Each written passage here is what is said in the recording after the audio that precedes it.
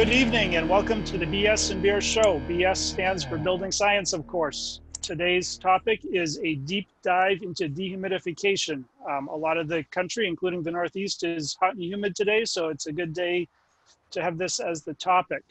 In fact, I'm in Maine right now. We have 90 degrees outside and 33% relative humidity. This morning at 5 o'clock when I got up, we had it was 52 degrees and 97% relative humidity. And both times the dew point was 53 degrees. So I used to think I was an expert in building science. Now I realize I'm a student of building science. So I'm looking forward to Christoph and Nikki to help put those numbers into perspective. I am a residential designer, which means I do mostly what an architect does. I used to be a builder, as we were just talking about. Tonight I am drinking. This is a special occasion in honor of Nikki and Christoph being here. I'm having my first beer in 6 months. It's a New England IPA by Sam Adams, and today is the day. So, cheers! Whoa, cheers dude. For you. Yeah. No, I take breaks for health reasons, and today is a good day for a beer. We at BS and Beer, we encourage local groups. It started as a local discussion group, and local groups are a great way to share building science knowledge and build your local networks, whether in person or over Zoom. So we highly encourage that. Feel free to use the name BS and Beer or any combination, and get in touch with us if you'd like some tips. I'd like to thank our media partners, Green Building Advisor and Fine Home Building Magazine. And also welcome tonight our guest host, Bob Swinburne. He'll introduce himself, but if you see a new face, that is Bob. And I will turn it over to Brian. Hi, thanks, Mike. Hi, everyone. Brian Pontalillo. I'm the editor at Green Building Advisor and a longtime editor at Fine Home Building Magazine. I'm finishing up the citrus vanilla kombucha that I talked about last week. It's not any better than it was last week, but you know, with coming to the end of it, I get to try again. So I'll let you know how it's going in about a week or so.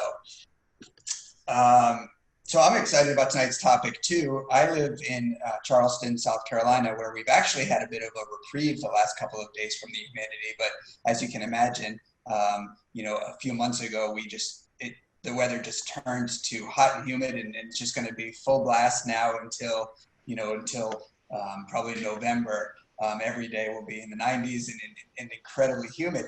And interestingly, I grew up and spent most of my life in New England, never lived in a house with AC.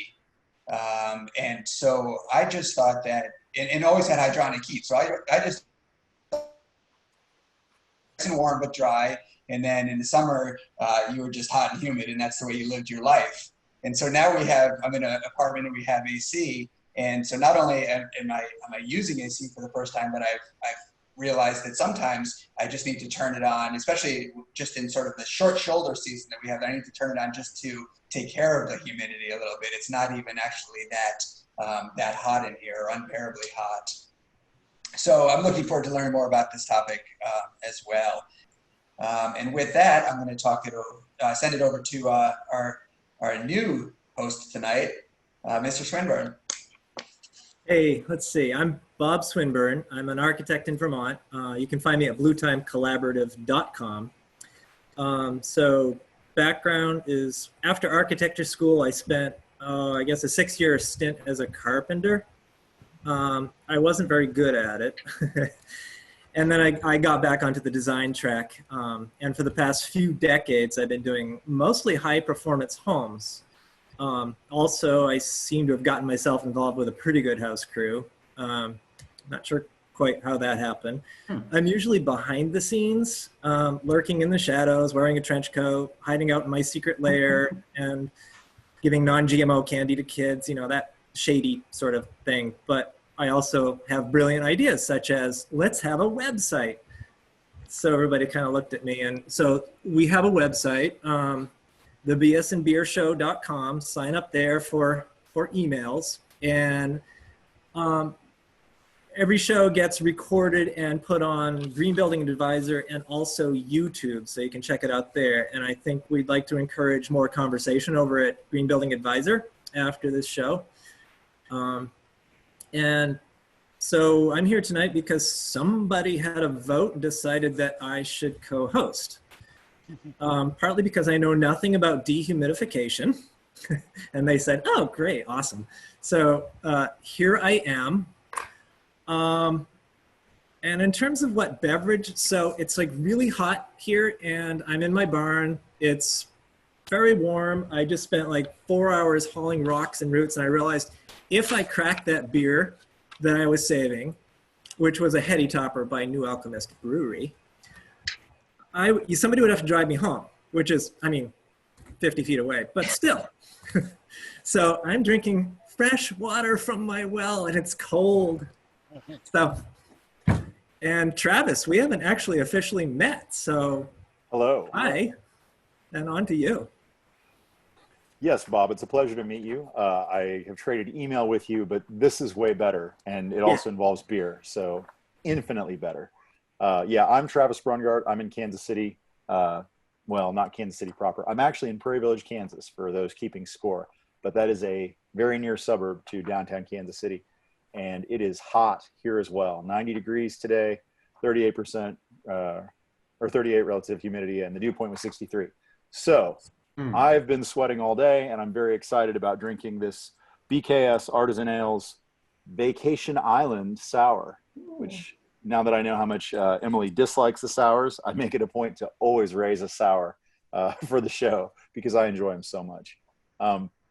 I was going to take this opportunity to reintroduce our guests. People who've seen the show before probably remember Nikki and Christoph both, but let me give each of you an opportunity to kind of introduce yourselves and mention your businesses, plug anything you want. This isn't the time to get into the topic so much as to just tell us what we might not already know about your, if you want to start us off, Nikki. Sure. So my name is Nikki Kruger, and I'm the building science manager for Thermistor's residential products. I actually truly have a degree in BS, but it's better known as public relations. So I just kind of carried it over into educating myself on building science and aligning and meeting and hanging out with really smart people. I'm a HERS rater. And was involved in the ACA LLH manual committee, which is the low load homes. And I just like to do a lot of talk about moisture control and ventilation. And I think probably I have to give a lot of credit to my mentor, Ken Gehring, who invented these dehumidifiers and really is highly respected in the moisture control industry because he's the first to tell you when a dehumidifier isn't going to fix a problem, which I really respect. I'm going to have to hear more on that later. I feel like a dehumidifier is almost always a good idea. So you're going to have to fix that for me too. There's a lot of things to fix sometimes before you can do that. And I'm with you, Michael. I'm taking a break right now from alcohol. So I'm on the water with you, Robert. So cheers. Thanks. Not Vermont well water. It's Virginia city water, but probably just as good, right? How about you, Christoph? Do you want to tell us about Positive Energy? Talk a little bit about what you do in your day job. Well, Positive Energy is a building science consulting company. We do lots of different things. There'll be a slide on that. I just want to double down with Nikki on Ken Gehring. Like, wow, what a fine human being, really smart guy. He was one of the key people that let me know that you can be a full-bodied building scientist. It's not about graphs and numbers. It's about listening, caring, thinking big picture, and that those are valid areas of inquiry and explanation as well. I'll leave it at that. Oh, I'm drinking a Friends and Allies brewery, and I'm kind of similar to Nikki and Mike. I rarely drink alcohol, so I've had like 4 good sips of this, and I'm already feeling it a little bit. I mean, so I think the last beer I had was like 6 weeks ago or something like that. And so now that everyone knows I'm a lightweight. All right, should be fun then, right? Yeah. I'll also add that Christoph hosts an excellent podcast called the Building Science Podcast. I recommend checking that out. There's a lot of really great content there. And yeah, I think we are lucky tonight to have Christoph and Nikki already know each other and sort of prepared a presentation together. So it made our job super easy. And I wonder if we want to.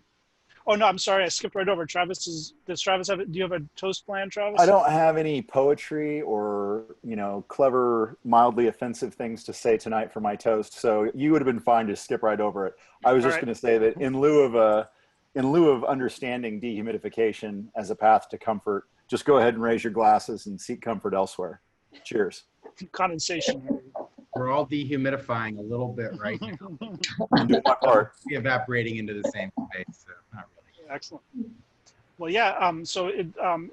Christoph or Nikki, who's first with the slides? It's me, but Nikki, I'm going to let you talk about you when we get to that slide. Sure. I'm gonna share my screen. Is that right, y'all? Yeah. And you notice I've been in Texas 23 years now. I've started to say y'all. I'm from the Mid-Atlantic. I'm from Maryland, College Park. Okay, so one of you hosts has to allow screen sharing. I think I've done that. I think you did. Now? Yep. Let's see, y'all.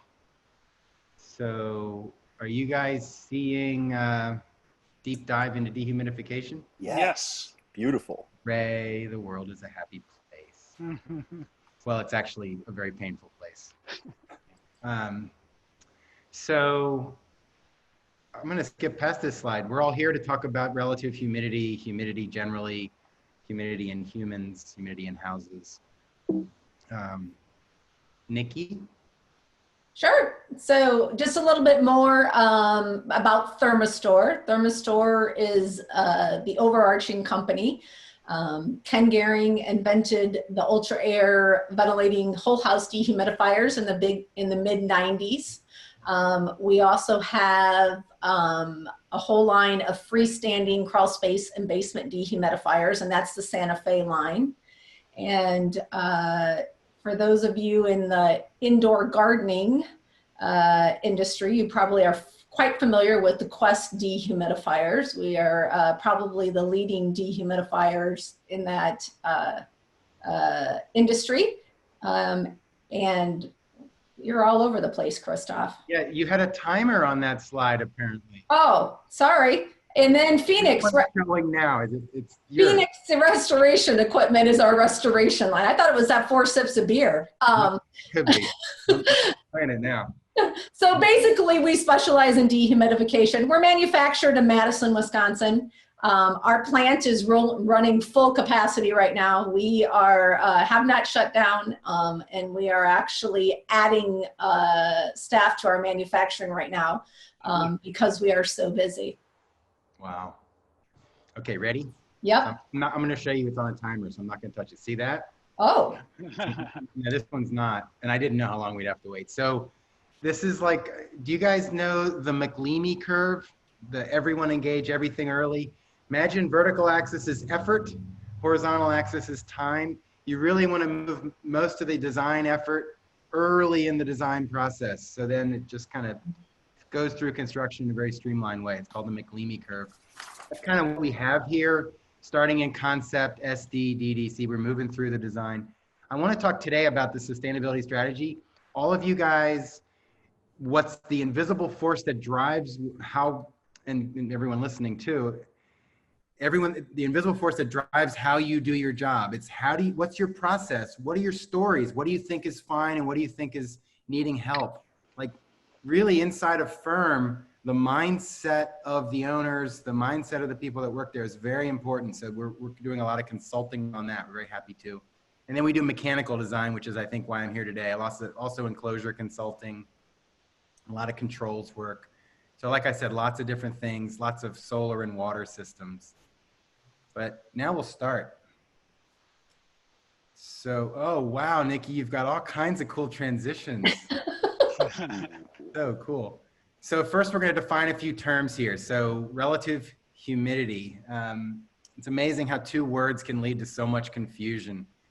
But essentially, the temperature of the air changes the ability for it to hold water. So the colder it is, the less energy there is to vibrate those water molecules and keep them in vapor form. So it's at a higher relative humidity for the same amount of water. And I'm not sure that made it clear, but I guess Nikki, you can make it clear, but Allison Bales is going to be on here and he's going to call us out that it's not truly accurate, but yeah, calling it holding water. Yeah. I'd like to point out that we're all immersed in a compressible fluid of gases and vapors. And what makes it not a gas, what makes it a vapor is that a vapor is a gas that's near its phase transition point between liquid and vapor. So water is a vapor. Nitrogen is not a vapor, right? Unless some sort of deep cold is about to hit the planet. So I'll leave it at that water is a vapor and it's near its phase transition point. And cold air holds less water, warm air holds more water is the simple way to do it. And so for us in the dehumidification industry, and it really should be for anybody, if someone calls and says the relative humidity is 60% and they're worried, that doesn't mean anything until you know the temperature. Yeah, if it's 64 degrees in their house, it's not much, not that important. You guys remember those really thick, wet snows you get in the Northeast? Or actually, you don't remember them, you experience them. Those big snowflakes and like the power lines are arcing and shorting out. Well, that's like 100% relative humidity, 30 degrees. You take that air and you're like, God, this is wet. You bring it into the house, you raise it to 70 degrees, it's now at 30% RH, right? So there's an example. It went from 100 to 30 just by warming it up.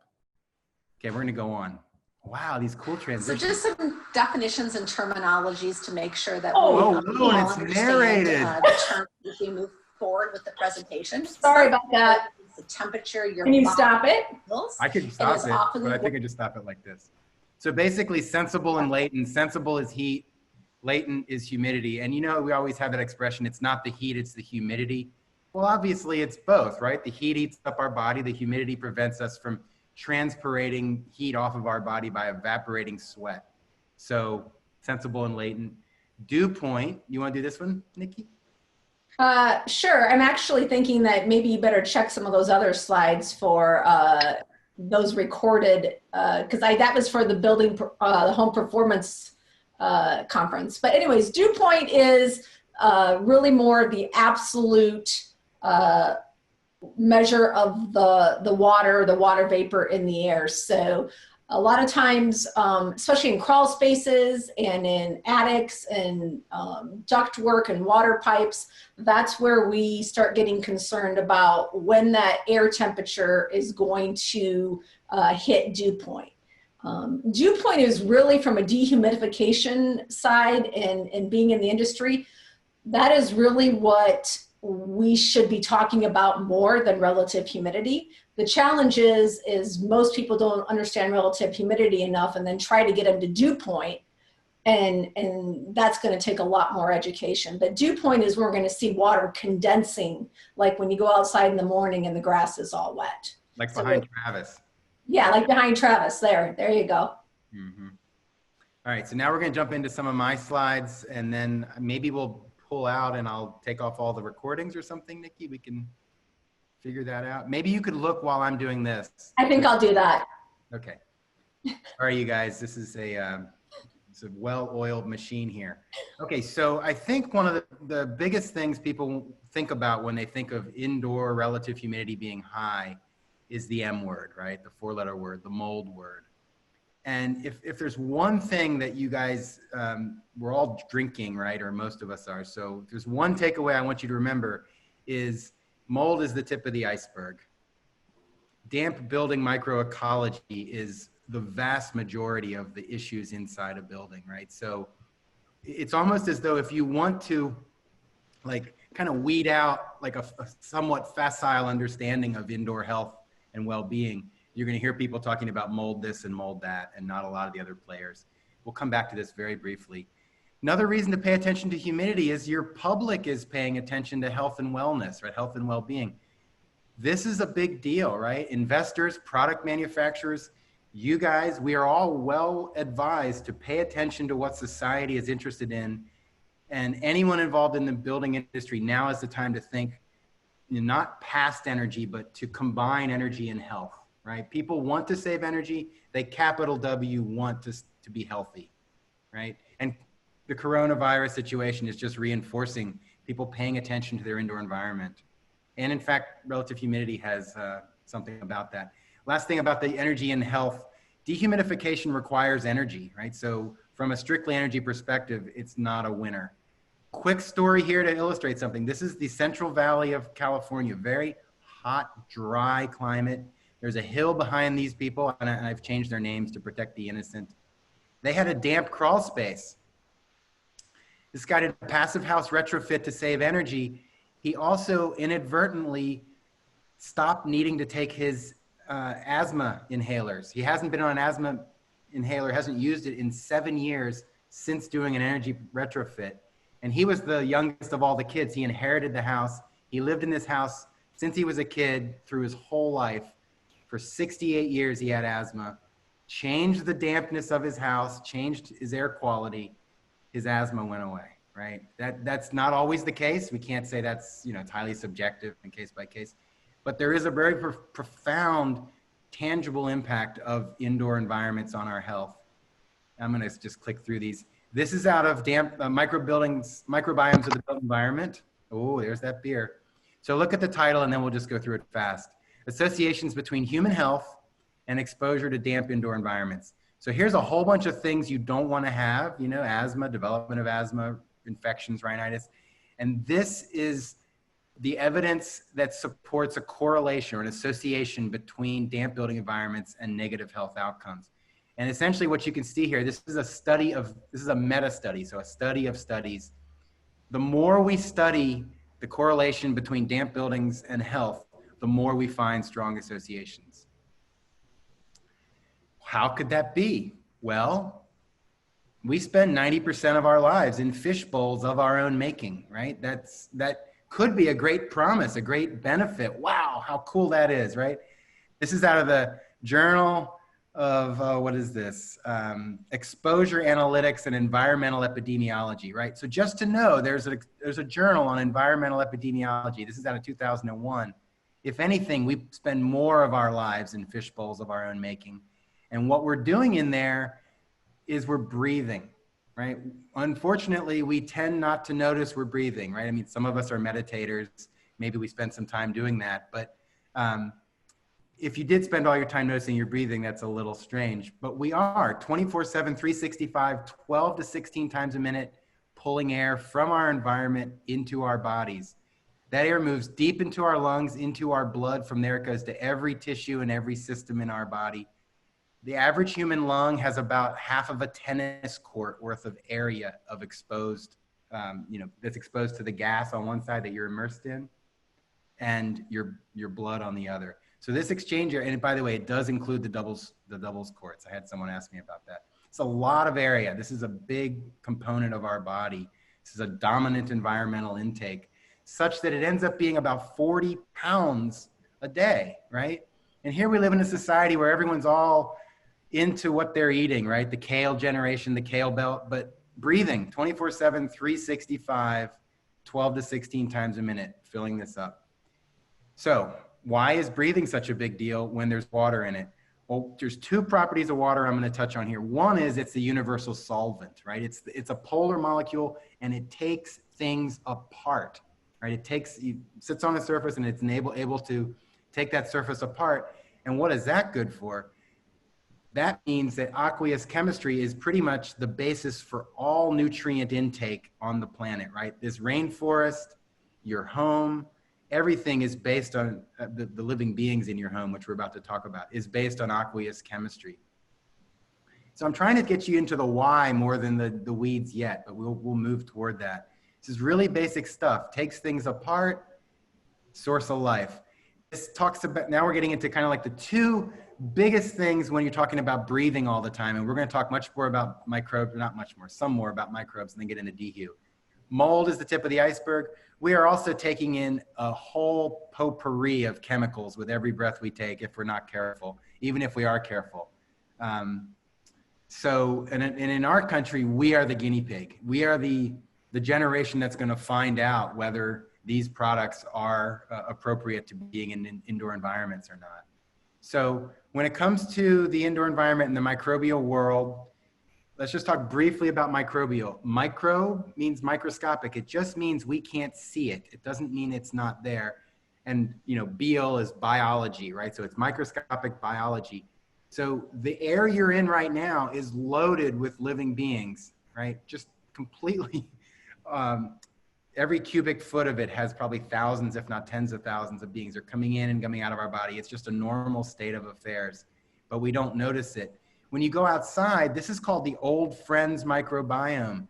We're very familiar with this, right? This soil and leaves and tree bark and moss, it's filled with microbes. It's filled with bacteria and protozoa and viruses. They abound, and molds, all sorts of fungi abound in this environment, but they're in fierce competition, right? They're in fierce competition. So keep that in mind when we get to the indoor one.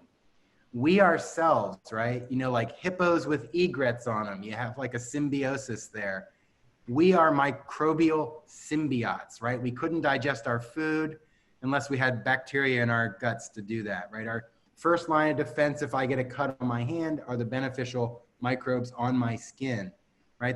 My body has viruses that are good for me. They're regulating the bacterial growth, right? So it's this constant dance in a tremendous ecosystem. And it's not just these microbes that are on our skin and in our bodies. It's the what are called microbial metabolites, the things that they're basically pooping out. They're interacting, and there's secondary and tertiary and quaternary reactions. It's just a very complex situation.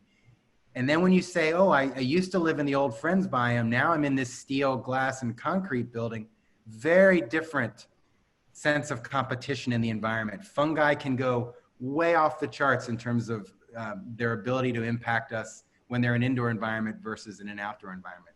They get much more potent. So I'm almost done, Nikki.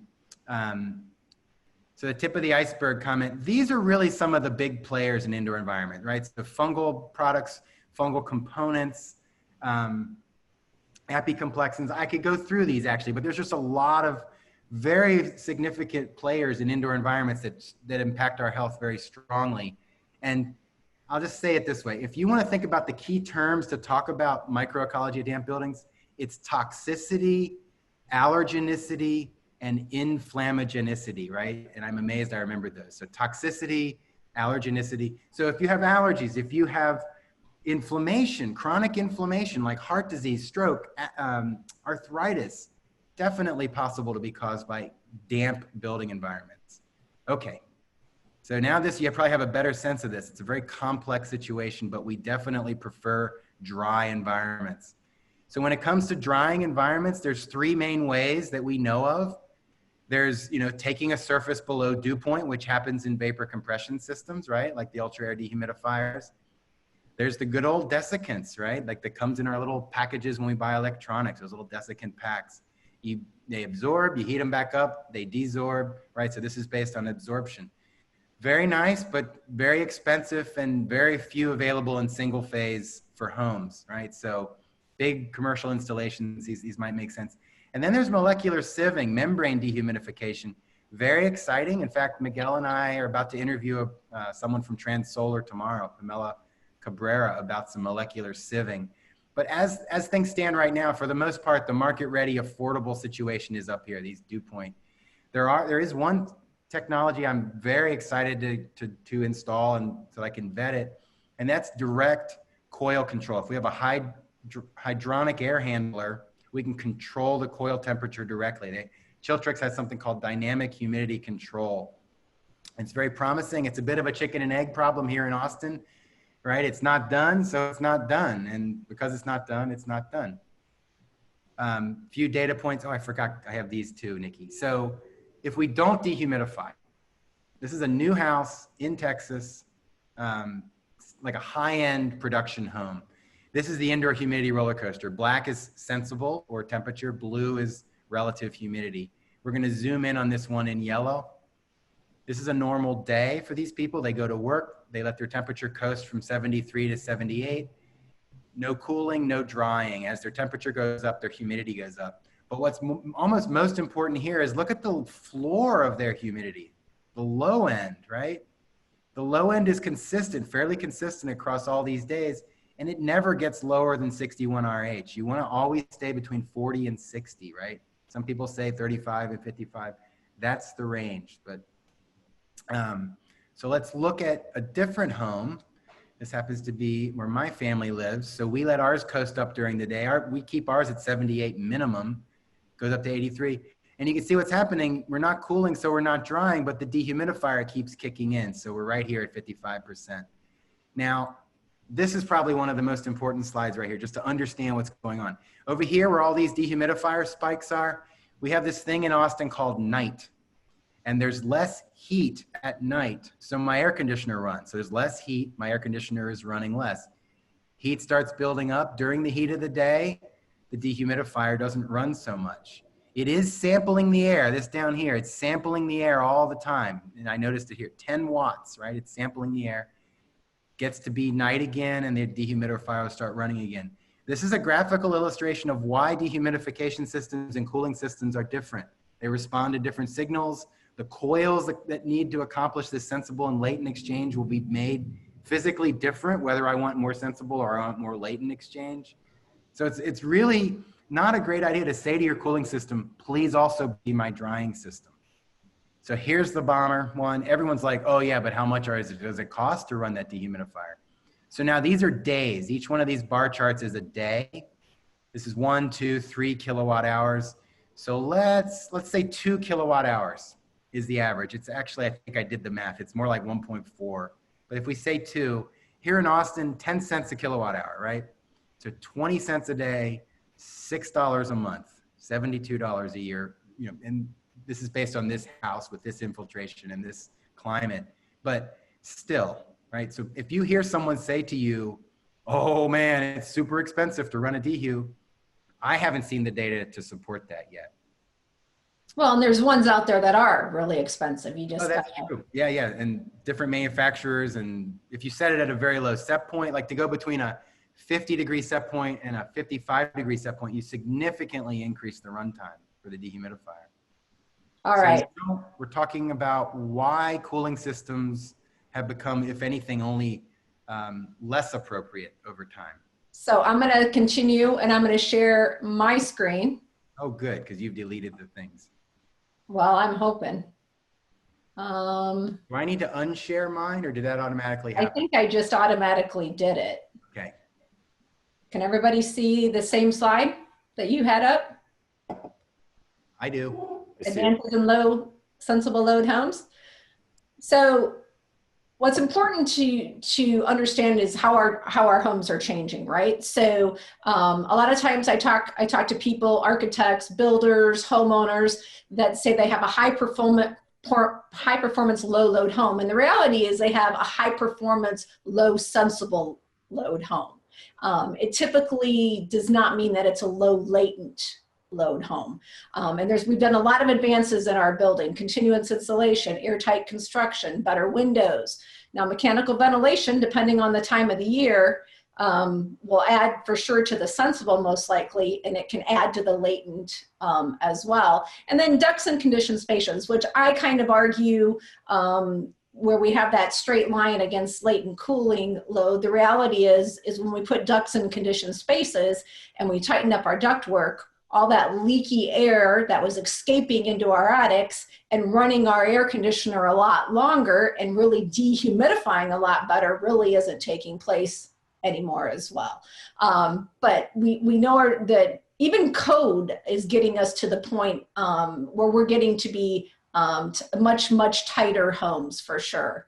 The low load homes, again, equals low sensible. And if we look at where where we should be sizing our equipment as we're getting tighter is, that Energy Star is around 1200. And I think the manual LLH, really that's a design guide when you get to about 1500 square feet per ton, which coming on the HVAC side of the industry, that's very scary for a lot of HVAC contractors to wrap their arms around and head around to understand, because when they design their systems and they use manual J, that's peak loads. And a lot of times in a lot of parts of the country, that design peak load that they're designing that system around runs about 1% of the time.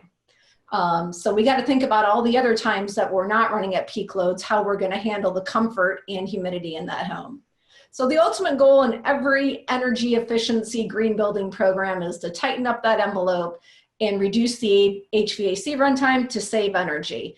And the results are we're using higher higher SEER energy efficient equipment, which energy-wise is really good.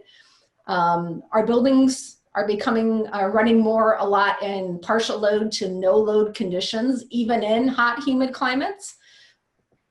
And the more efficient, sensible cooling at the expense of latent removal means that if we want to use that AC system to dehumidify solely and try to control the RH, we're going to have to overcool it to remove moisture. I will tell you here in the Mid-Atlantic, Ken Gehring, he's on HVAC Talk Forum all the time, known as Teddy Bear. So if you have questions about moisture, go on there. We had a homeowner here in the DC area in a townhouse reach out to Ken on there. And so Ken volunteered me to go to their townhouse, and they were running significant negative pressure, exhaust only ventilation in a humid climate. So they were pulling in a lot of moisture. And their third floor master bedroom, actually the whole floor, had some rim joist leakage. So when that exhaust, 1 CFM out is 1 CFM in, and when that exhaust air or that makeup air was coming in through the rim joist leaks, it was hitting cold ductwork that wasn't properly insulated. So they were actually getting water in their master bedroom raining from the ceiling. So that's when, Ken had said they just wanted to put in a dehumidifier. And Ken said, there's a lot more going on here, and we're just not going to throw a dehumidifier on it. We really need to understand what's going on before we do that.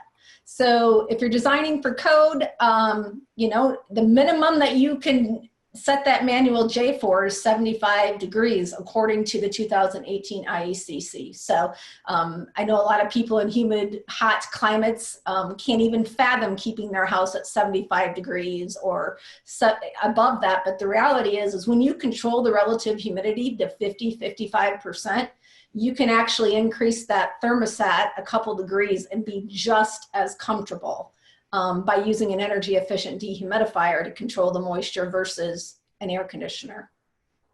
So SEER, just so we all understand how our higher energy efficient AC systems work.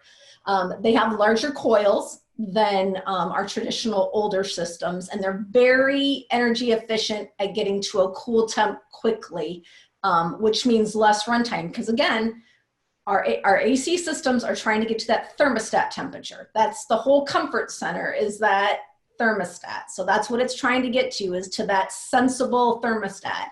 And the coils hold about a pint of water per ton. So if you have a 3-ton system, and just, that's a pint of water or 3 pints of water. And just so we're all clear, a pint's a pound the world around. So if a pint and a pound are the same thing. If I say a pint of water, it's a pound of water. The coils don't get as cold as the older systems do. So there's less water being removed because the dew points typically on those coils aren't set as cold. And then they get a credit for evaporative cooling. So the compressor will shut off on that system, and the fan will continue to run for about 1 to 3 minutes. And if you're in Arizona, evaporative cooling is probably okay. But if you're in a humid climate, the last thing you want is all that water on those coils to be re-evaporated back into your living space, which can increase the RH by about 10%.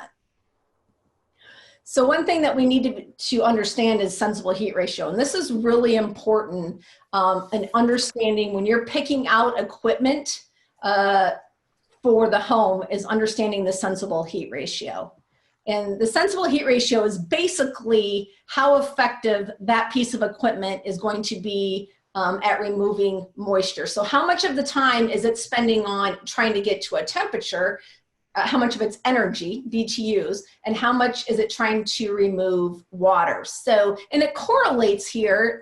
This is actual data from a ductless and ducted mini split manufacturer. And if you see here, if we look at the SEER 14.5, which is probably a pretty standard normal low SEER system now, its sensible heat ratio is 0.62. So it's spending 62% of its BTUs on getting to the sensible, and then the 38% at, is that right, 38? Yeah, 38% at getting to the latent. Now, if you go down to the next one I have circled, the 33 SEER, which is super energy efficient, I mean, it's spending no time hardly on latent whatsoever. It is sole focus is just to get to that sensible temperature. Is that all correct, Christoph? Correct me if I did anything wrong. No, it's good. I think that the important thing here is never to try to evaluate anything based on a single number. Exactly. And I will say that is very important in the situation that we are currently in with this COVID virus. There's a lot of information being thrown out about relative humidities in our indoor environments, and that 40 to 70%. And that, again, they're just throwing out percentages, right? 40 to 70%. And homeowners don't understand that. If we have homeowners trying to get to 70% in the wintertime in Wisconsin, Michigan, I mean, they're going to be trying to pump in a ton of moisture. And even 70% in the summertime is tough. So we can't always be chasing one thing. We really have to think about making our homes healthy and comfortable, so we are healthy most of the time to try to fight off stuff like that. But we are getting a lot of that right now. Yeah. All right, so we're going to dive into this quickly too. This is more data. So this is from a colleague of mine, David Trelevin's home in Raleigh, North Carolina, basically built to passive house standards. I don't know if David was able to make it on or not. He was going to try, but the orange is the latent, the gray is the total cooling, and the blue is the sensible. And you look on your far left side of your screen here, this little chunk in the green, we're gonna dive it a little bit deeper into that. And if you look at this, it says the sensible heat ratio is 1.52, which isn't even really a real number.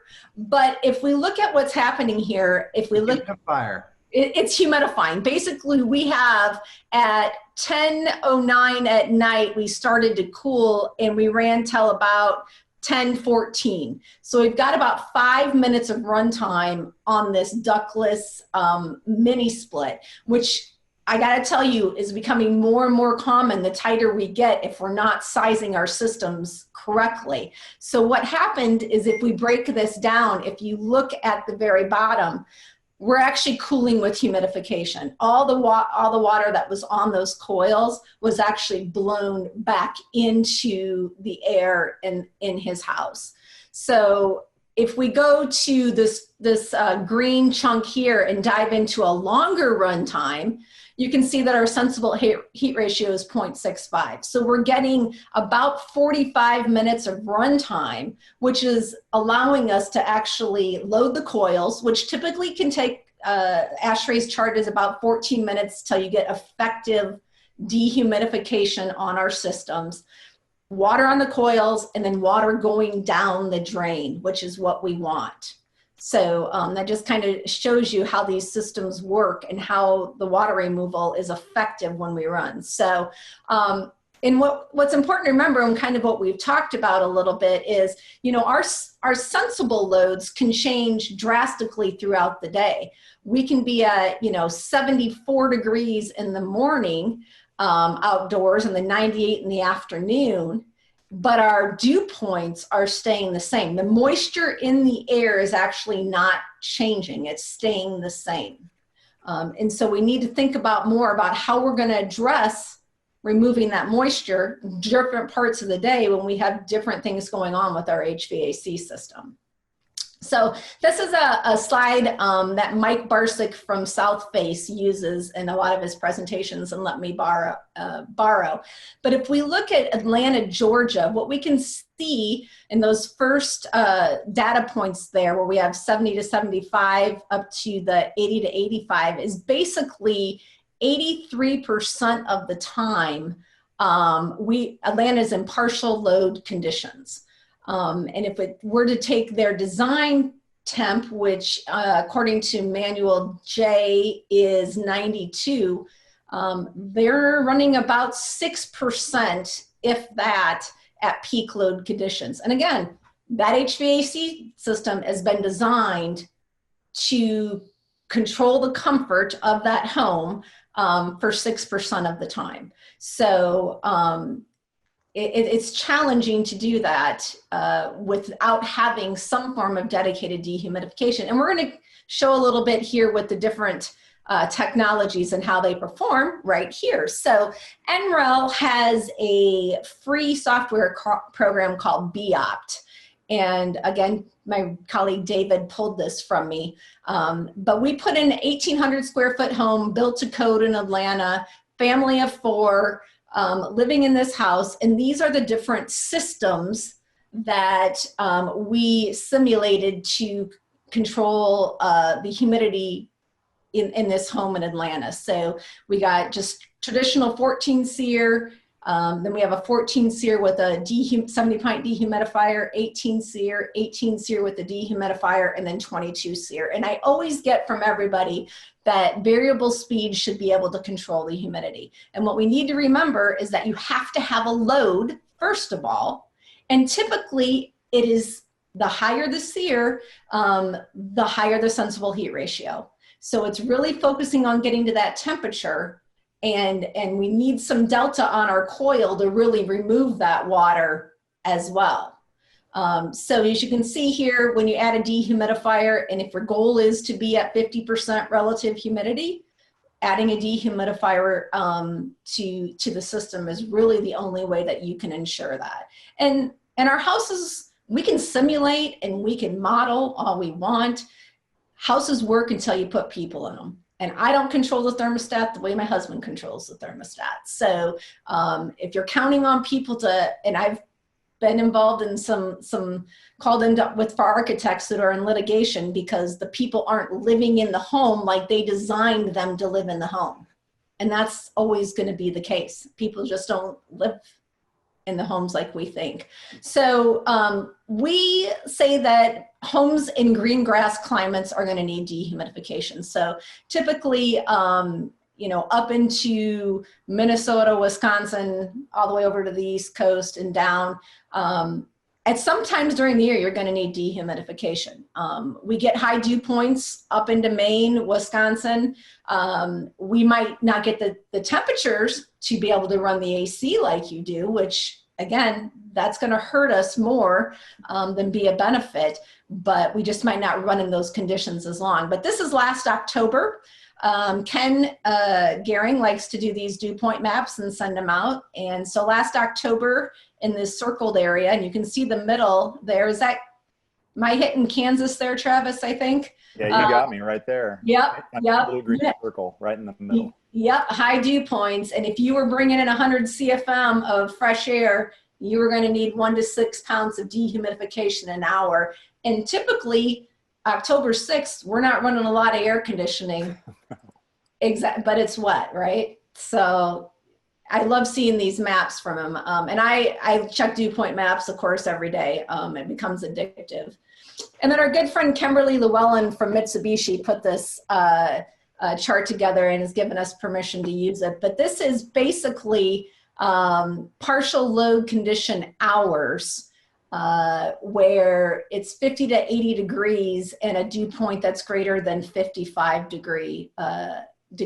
And you can see the hours of the year in all these different cities where you're going to be running in partial load conditions. So just interesting to see, you know, Miami's got 40, you know, almost 4,400 hours of the year that they're not running at peak load. So ERVs is a big topic. We get it quite a bit. I'm checking my time here. And ERVs will always lessen the load. They're going to contribute to the moisture load, but they're going to lessen if you were just bringing in straight outdoor ventilation air. But they are still going to always slowly contribute to the moisture load in the house. So we did a case study down in Orlando where it was an NHB Emerald Greenhouse show home for IBS. Homeowners wanted us, NHB had other manufacturers involved. So what we did is they put the ERV in on the right hand side here, and we did some data logging. And what you can see is the blue there is the RH in the living space, and the green is the dew point outside. So basically the relative humidity in the living space was following the dew point outside. And then what we did is we took out the ERV and put in a ventilating dehumidifier, set the dehumidifier to 55%. And we don't really care what the dew point is outside. We're just going to control the relative humidity in the space to that set RH point. So Armin Rudd did a study with the DOE and basically, came out with the statement that an ERV is ineffective in keeping indoor RH down between floating hours when there's little difference between indoor and outdoor absolute humidity. So floating hours can be overnight, shoulder seasons, anytime you're not running really at those peak load conditions. We do have an app that makes that psychrometric chart a little bit easier if this is what you're looking for. So it's an Ultra Air psychrometric app. It's on Android and iPhone. The inlet is the temperatures and conditions outside. So 88 degrees outside, 65% RH, and a 75-degree dew point. The outlet is what I want it to be in my house. So 74 degrees, I should be 75 according to code now. And I put the dew point at 55-degree dew point because that's the ultimate goal of an indoor kind of RH in the humid season. And the flow is the ventilation rate. So you can put in whatever that ventilation rate is that you want. And basically it's going to tell you how many pints a day of dehumidification you're going to need. And you're going to have to figure out between your AC and a dehumidifier and the people living in the house and what's going on, if you're going to be able to control that and how you're going to be able to do it effectively. Now, if you are more of a grains person versus a dew point, the little eye up there in the corner, you can switch dew point to grains. And if you want pounds per hour versus pints per day, you can also switch that. But it's a great little tool to play with. When I'm doing trainings, we calculate our ventilation, how much is going to be coming in, worst case scenario. And then people add about a pint of moisture per person an hour. So family of 4, you got about 2 pints of water an hour. And, the last several months, there's been a lot of people stuck in a lot of houses for extended periods of time and a lot of cleaning going on. So we've had a lot of moisture issues for sure. And this is our standard recommendation for installing a dehumidifier, and which is a dedicated return to the dehumidifier. And then we tie into the supply of the ductwork. We can do the ventilation. We have MERV 13 ventilation, and you can use the dehumidifier for positive supply, to do a positive pressure on that house with supply ventilation. You don't have to. If you want to use an ERV and keep the two separate or whatever your strategy is, I just hope in a humid climate that it's not exhaust only. This install allows you not to have to run the fan on the HVAC system when the dehumidifier is running. So it's the most energy efficient way to run a dehumidifier. And Florida Solar Energy did a study about 2 years ago that came out that called out some ineffective and inefficient installs for dehumidifiers. So I highly recommend, if you're thinking about installing dehumidifiers, I can send you that study, or you can find it on the FSEC website, and you look at that before you do that. But this is one of the recommended installs. And then back to the energy. Residential Energy Dynamics has their red calc, and this is their ventilation electrical usage that I just used based on the watts of our dehumidifiers. So our 98-pint dehumidifier is 670 watts. I put in I was going to run it 270 days a year because I dream of living somewhere tropical for extended periods of time at some point. Being a Wisconsin girl originally, that's a dream. Out of 24 hours in a day, I'm going to run it 20 minutes of every hour. We know some days, some hours will be more, some hours will be less. 11 cents a kilowatt, and then it's going to cost me $159 a year to run that dehumidifier. So it's a great resource, especially if you're talking to homeowners or anybody who's concerned about the electrical usage of a dehumidifier. I will say, you know, I attended a Passive House presentation by Joe Steenbrook last year here in the DC area, and somebody challenged him on, you know, his recommendation of dehumidifiers. And, you know, his response was 10 steps forward, 1 step back, and you cannot energy conserve your way to dry. Water is the #1 detriment to our buildings. So we're going to have to address moisture. So key takeaways, houses are becoming tighter and tighter, less sensible cooling loads. You must have a sensible load in order to remove humidity if you're going to use air conditioning. Houses work until you put people in them. We can't control how they run the system. And people want homes that are safe, healthy, durable, comfortable, and efficient all the time. The expectations are that their HVAC system and their mechanical system should be keeping them healthy and comfortable all the time. And if you're counting on one system to do that, there could be challenges. Here you are, Christoph. I think we talked about this last time, right, Mike? Did we Yes. All right, Yep. let's go to the next one, Nikki. So this is a fantastic book. This is the least blurry I could get it off the web. Joe Steenbrook, Lou Harriman, read this. It'll explain all. Okay, we're done. We're done. Woof. All right. Sorry we went a little long. No, that was great. Thank you both. I've got a million questions. Our audience has a million questions. I think one just for the for anybody in the audience, maybe I think those of us in the north and anybody who's not in the HVAC world, we probably heard the term sensible load and latent load, but just to sort of, just in case anybody got left behind, the basic ideas I understand it is as our buildings get better and better, you know, tighter and more energy efficient, we don't need as much cooling of the air temperature, which is the latent load. And then because we're not bringing we're not bringing down the sensible load, which is the temperature. Yeah, this isn't, do what? You got it. You guys really, yeah. So Really streamline that. Made it that simple. was the slide that we had that my voice started talking over it that was recorded. So okay, yeah, sensible's the temperature and then latent's the moisture. Okay, perfect. Yeah, let's see. Of the question of my questions, well, a very simple one. So because in the north we don't worry as much about dehumidification, but with climate change we're going to have to worry more about it in the future, most likely. But even regardless of that, like many people in the northeast, I have an old house with a damp basement. Yeah.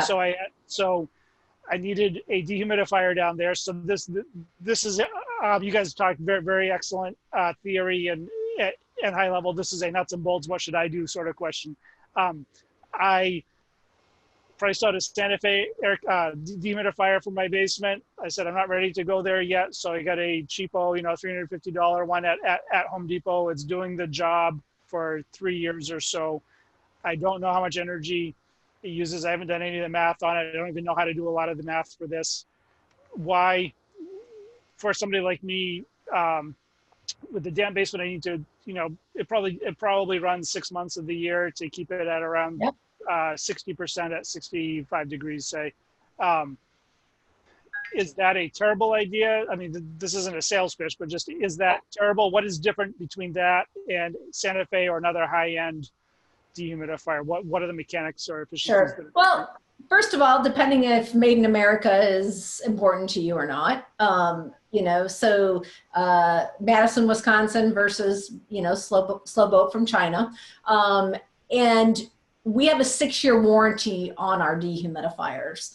And we have coils that are designed to actually run more effectively and efficiently at those colder temperatures. So we use less energy and probably can actually, because like if you said you bought like a 70-pint dehumidifier, that's 70 pints rated at 80 degrees and 60% relative humidity. That's Energy Star. They're changing now, but everybody on this level playing field, their pints are rated at 80 degrees and 60% relative humidity. No basement is 80 degrees. Most likely it's 65. So as soon as you start lowering the temperature, our capacities, everybody's capacities start going down. Theirs most likely from a big box is probably going to dive much quickly than ours, which are designed to run at those colder temperatures. And you get other benefits with it as well. But I think those are probably the biggest ones is, you know, I think the best quote I ever heard was, you know, a Santa Fe is not your first dehumidifier, because you got to go through the kind of the graveyard, right? You got to go through where you start stacking up all those portables before you finally say, okay, I'm done. But it's your last dehumidifier. I mean, they're going to run for a long time. Okay, that makes sense. And I know, let's see, I'm just trying to see if there were any,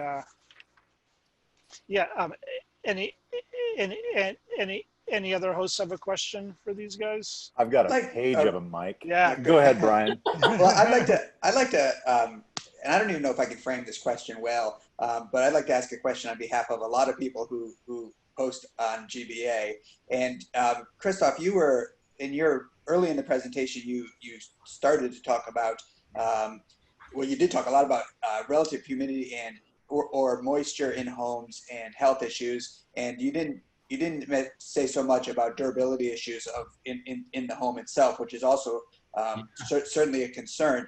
But what we get very sort of unspecific questions a lot about the relative humidity levels in someone's home. They'll just come on the site and they'll say, you know, relative humidity in my home is always between, you know, 60 and 75%. Is this a problem? And sometimes I think they're asking about durability issues. Sometimes I think they're asking about health issues. But I'm sort of curious, what more do you need to know to answer that question?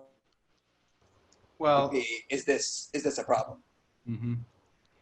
So the reality is that when it comes to materials and durability or the indoor microbiome, that relative humidity in the air, it tends to kind of equilibrate. Beer and saying the word equilibrate is not a good thing, but like, let's say I have this glasses case here, right? Like, so there's a certain amount of humidity in here, and the material relative humidity it's tending to equilibrate with the air relative humidity. But if you're a little microorganism in this fabric, you are actually going to experience the relative humidity in here. And if it's high, if it's a cold surface, like in Mike's basement, there's going to be more water available to you. This is called the water activity level. So there's more water available to support the activity of microbial growth. So there is a reality that though like dew point can tell you exactly how much moisture is in the air, how much moisture is available, there is a problem with relative humidity. So Mike's cold basement surfaces, one of the benefits of having a Santa Fe or other dehu down there is the waste heat. It heats up the surfaces, it drives the moisture out. It now can be pulled out of the air and go out the condensate drain line. So I would just tell your clients, it's pretty simple, 60% or higher. Now, people will say, oh, 72 hours or more, right? Because you have to germinate and start this ecosystem running. But, you know, if you're hitting 60% consistently, that's not a good thing. And I think it's really important. There were some things in the chat, which, by the way, anyone on the chat, I stopped looking, about, oh, I derailed my own thought. So there were some things in the chat about the temperature and the humidity together. Oh, never mind. I forgot what I was going to say. I'm gonna leave it at that. Sorry. And I Maybe think not, Nikki. with the relative humidity is during the humid months, we have moisture loading in our houses continuously, right? The couch, the carpets, the drywall, everything is absorbing moisture. And so when our houses were leakier and when winter came, then our houses would dry. So if we wet and dry, we're typically okay. The challenge is we're making our houses tighter and tighter to be more energy efficient. And we have people in them, and we're bringing in outdoor air by code, ventilation air, and we don't have a way to deal with that moisture anymore. So our houses aren't drying, they're just wetting. And if you have rainy seasons, you know, it can, I've got calls now where people are like, you know, my building has never had a problem, and now we're experiencing mold. And that's because we're just not allowing them to dry. If we do go in and do partial energy retro renovations, typically that's where we start seeing a lot of issues. We've, you know, updated the HVAC system, caulked and stopped some holes and stuff here, but you can't do everything. So we got to think about drying and how we're going to keep materials dry and people comfortable and healthy. Yeah. Okay. So Brian, I thought of it. Go ahead, Brian. I was just I'm glad that you mentioned that, Nikki, because, you know, we know that one of the benefits of a tight envelope is that the tight envelope then allows us to ventilate and control ventilation and know how we're doing that. So I would imagine that same thing could be said for humidity. Absolutely. I mean, we're hopefully we know when we're bringing it in, and we're filtering it and conditioning it if possible. But it lets us have better control, right? So and that's the challenge with exhaust only. Ventilation in humid climates is if you're running third floor bathroom continuous ventilation exhaust, and we're sucking in then from other places, and we don't know where we're sucking through. And that's when we start seeing condensation and mold growth and issues. So I thought of it, Brian. Okay. I'm just piggybacking on it. So people say, oh, you know, I have a regular air conditioning system, and my clients don't complain about humidity. Well, we as mammals, all our, you know, inner chemistry cares about is the heat balance. Am I rejecting as much heat as my body's producing? If so, I'm at homeostasis and I'm comfortable. So I'm both experiencing the temperature and the ability to evaporate moisture off my skin into the air, right? The point being that we as mammals, we don't really detect humidity very well, right? It's a combination of temperature and humidity. So someone can say, oh, I'm gonna lower my thermostat, I'm comfortable, I'm fine, and it'll just stay at 60, like you're saying, 60, 70% RH, but they don't complain to their air conditioning contractor. Hence, air conditioning contractors think there's no problem.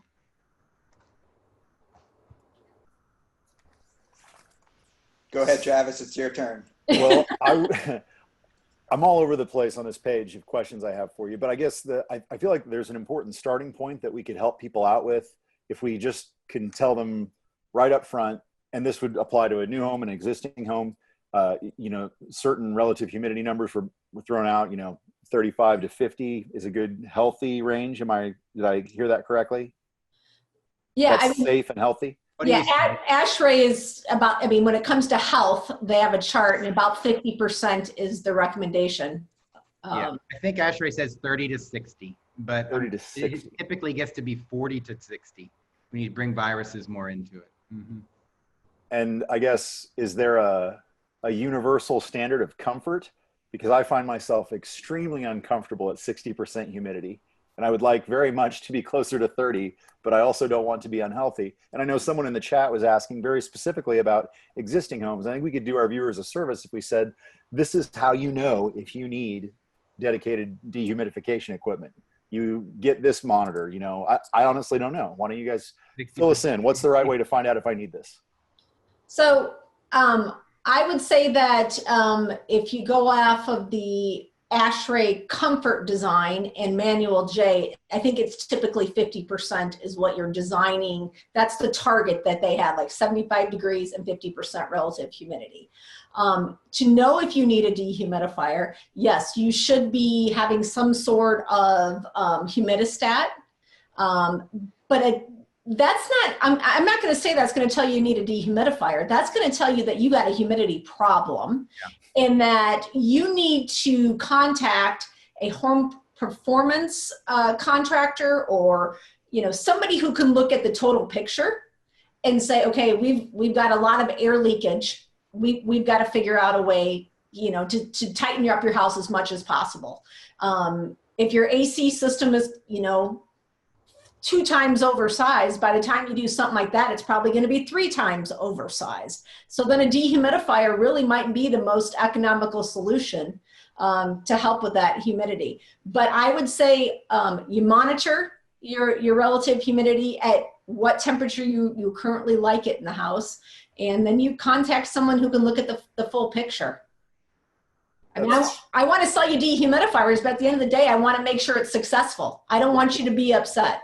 Well, and that's the issue, is so many people are distrustful of the HVAC contracting industry at large, because they tend to oversize equipment to make sure that generally that they're not dealing with callbacks. I'm sure there's some disreputable guys out there that are selling the most tons they can get on the truck so they can hit that price point and not get that callback. And get their crews from the manufacturer. Exactly, yeah. I didn't Well, want to maybe call not them now. out. I got my Maybe master not now. license, but yeah, no one wants the crews right now. No one wants to cruise right now. But short of having Christoph bounce all over the country, doing design for all of us to solve our design issues, if people are starting with air tightness and, I guess, theoretically making their house more manageable, they can manage these loads better once they're not dealing with uncontrolled amounts of air moving in and out of the house. Then I guess the next step is to bring in a professional who can actually assess the need and the air quality all in one, and come up with a cohesive strategy for that. And maybe the ultra air is what they need. Maybe the basement home box store unit is all they need. Sometimes, I mean, 50% of, if you have a crawl space or basement, 50% of the air in your living space is coming from below. So sometimes if you can just control the relative humidity, you know, encapsulating that crawl space and controlling the moisture down there, that could solve your problem in the upper levels.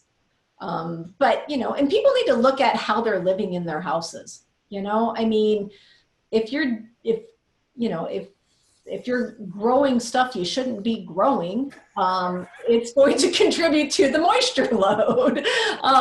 We get a lot of those calls, but you just need to look at how you're living. Use your spot ventilation. Make sure you're using that kitchen hood and those bath fans. When I say bath fans, I don't mean while you're in there. I mean for 30 minutes after you leave the bathroom, that bath fan needs to be running. So, you know, there's little things that we can do too to try to control moisture in our homes. So I want to, and maybe I'm just adding to Travis's question, but what does the design process, maybe you can speak to this, Christoph, what does the design process look like if you're designing a mechanical system for a home? You froze on me. Say it again. For a home what? When you're working on mechanical design for a building, and where does the dehumidification piece fall into that mechanical design? I mean, you know, for heating and cooling, you have your manual J and your manual SD, stuff like that. So where does dehumidification fall into the design process, and what does that look like? Yeah, so the design process is holistic, right? So it starts with the enclosure, interviews the client. You want to make sure they're, as Nikki's saying, minimizing the indoor pollutant exposure, which includes the exhaust fan. Humidity is a pollutant. Keep it dry, ventilate, and filter. But like, to get specifically into your question, the load calculations have inputs for infiltration, right? So the infiltration will reference the outdoor temperature seasonally, and that will inform how many pints of water are going to get in a given day, right? And then you also have ventilation air, which you can temper with sensible and latent efficiency exchange with the ERV, right? So the SRE and the LRE. Well, so fundamentally, it's a load calculation that includes a humidity load. And from that, we size the number of pints a day that we need to have leave the house. So we size the dehumidifier to handle that. But first, what happens is we subtract the runtime from the DX coil, the air handler coil, to subtract how many pints are already going to be expected to be removed from cooling, which is a function of the set point temperature, which we interview the client and ask what they're going to hold it at, and the outdoor temperature. So, I mean, the short answer is energy modeling and careful accounting for how many pints of water are left over. We ask if they have plants and fish and, you know, how many pets and things like that. We try to ask as much questions that we can to get to Nikki's point about the load, how much moisture is going to be in the house. And how much can that change from one occupant to another? I mean, could that be so significant between current homeowners and future homeowners that the system would actually need to be changed? Oh, well, as Nikki alluded to, if you got a grow room in your house, that's right. Actually huge. That's pretty extreme. But yeah, generally speaking, the big difference, and it's pretty common here, there are people here who need it to be 64 degrees in their house to be comfortable, right? So when it's 110 out, their dehumidifier is not running at all, right? It is dry because their DX coil is like working really hard to keep it that cold. So a lot of the more high-end luxury homes, those clients like it colder. I hope I'm not speaking out of in a good way.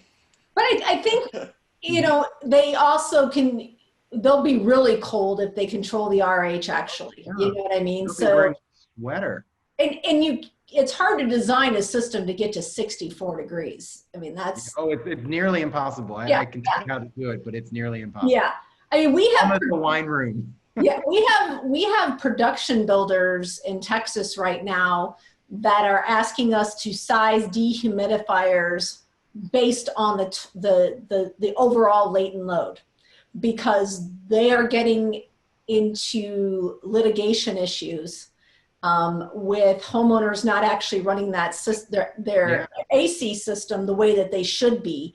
And it's just easier to throw a massive dehumidifier at it than to take the risk of the homeowner not operating that system the way that they designed it and coming back after them. So when people, I mean, sizing is a big issue. You know, well, what size of dehumidifier do I need? We have very general sizing recommendations that are very conservative because it's harder to oversize a dehumidifier, but it's really easy to undersize a dehumidifier.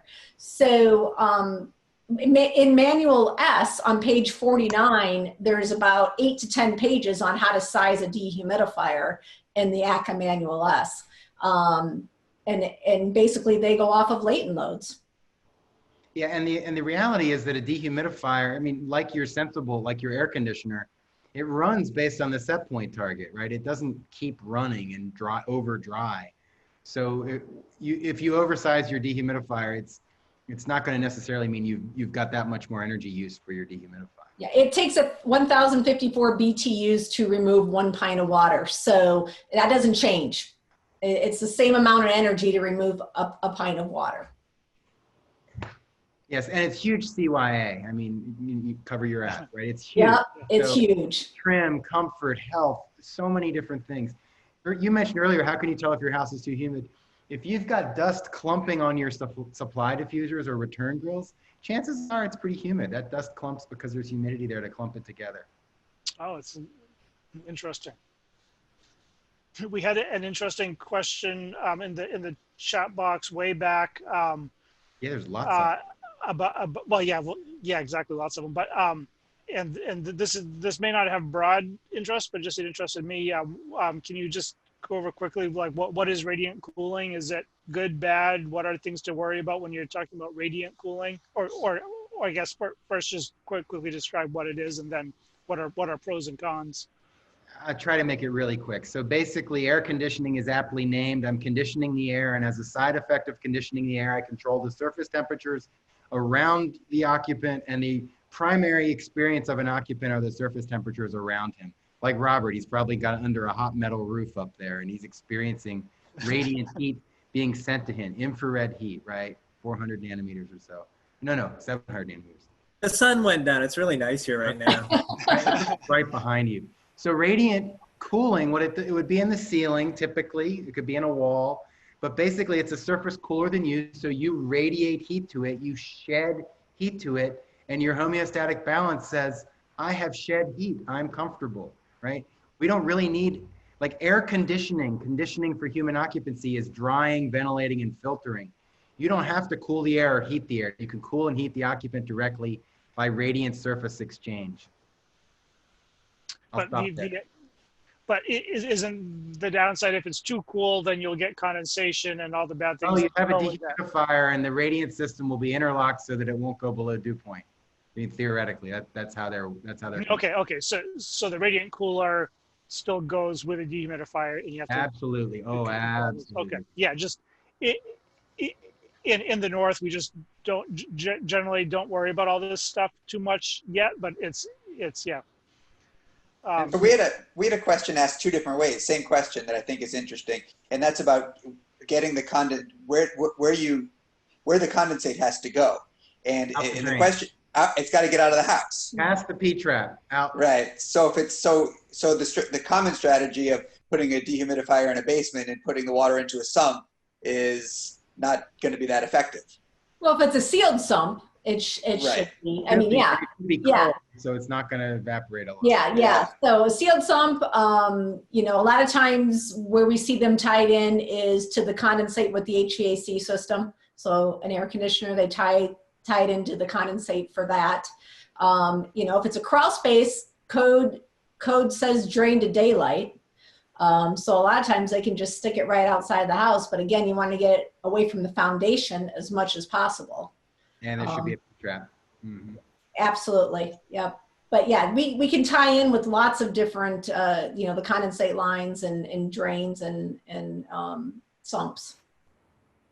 Cool. And along those lines, and this was also an attendee question, and Nikki, you may have actually. But it needs to be a sealed sump. The questions, but the asking where in the house. And they were asking specifically about the Santa Fe, if there's a location in the house where it's best suited to locate it. The dehumidifier, typically, if it's a partially finished basement, it'll go on the unfinished side or in the crawl space. And then, with ultra air, it goes in, the basement where the HVAC system is. Now, we do have an in-wall dehumidifier now, which is in a lot of multifamily applications where we stick it right in the wall in the living space, and usually the mechanical closet is right behind that wall, and we just tie into the drain of the condensate line. But the front of that dehumidifier has it's like a grill, and it's sucking in air and then just putting out the dry air. So it's more of a space, and actually used in a lot of finished basements also. So we're about 4 minutes left. That's right. I want to stress such an important point, and it was in her talk. ERVs don't dry the air, right? They're simply exchanging between two environments. If you don't have a reliable cold and reliably dry indoor air mass, you will not temper the heat and humidity that are coming in. And of course, we're speaking in hot, humid language there. So that's such an important concept. People think they put in an ERV and now their air should be dry. Wrong. We have a lot of builders, net zero builders that, basically are telling their homeowners to shut off the ERVs in the humid season, which is not the point of ventilation, right? I mean, don't breathe either. Yeah. And we shouldn't be ventilating when people are in the house. So, I understand also the ventilation strategies of locking out during certain times, too hot, too humid, too cold. But the reality is, we should be designing systems that we're ventilating when people are home and putting in the right systems to control the air. Yeah, I think with COVID in the air, I mean, literally, bad pun, but there's really important to understand that our lungs, first of all, they're very hot and humid, so you do a lot of cooling by being in a dry air mass with your lungs. But the health of my lung tissue is impacted by the humidity of the space I'm in. So your first line of defense with COVID is healthy lung tissue, which means you don't want to be outside of that, let's say 40 to 60% range. And the other thing is the aerosol dynamics in this space. Air is going to clump together more or break up and float around longer, so viruses can stay in the air if it's too dry. So relative humidity is really about the dynamics of the environment you're in and making it stay healthy for you. I think that's a really good last thought. um, yeah. Or maybe I guess Nikki, if you want to add a last thought, and then let's just go around to everybody and mention what is your favorite resource for learning more about building science. Oh boy, I would say that I have Allison Bales, obviously, is a big one. Joe Seambrook, Building Science Corp. I have been learning a lot about what's going on in the actual field by Brian Orr has a Facebook page called HVAC School, and it is some darn smart techs that are pretty building science savvy that are actually out there living it, breathing it every day and dealing with real world situations. So I've been learning a ton on there. Excellent. And Fine Home Building. Green Building Advisor, yes. BS and beer. Yes, good. How about you, Bob? Oh, places that I go to look for stuff, or yeah, what? or just what's your favorite resource for learning about building Yeah, science? so GBA is where I send my clients, and it's where I find out what the issues are and how people are dealing with them. And then when I need to know more, I go to Building Science Corp, or I just ask Mike. So. What about you, Travis? Oh, Mike is a smart dude. I know who to ask or where to read. That's my trick. Yep. My new trick is to read it first in Fine Home Building or GBA, and then try and regurgitate that information in conversations with Emily and Mike, only to find out that I'm regurgitating what Mike wrote in Fine Home Building halfway through the conversation. That's a really nice moment for me. I've done it a few times now, and I recommend it to anyone. It keeps you humble, and but no, in all seriousness, I'm a big podcast guy. I really, really enjoy the FHB pod. I listen to Unbuild It. I listen to Emily.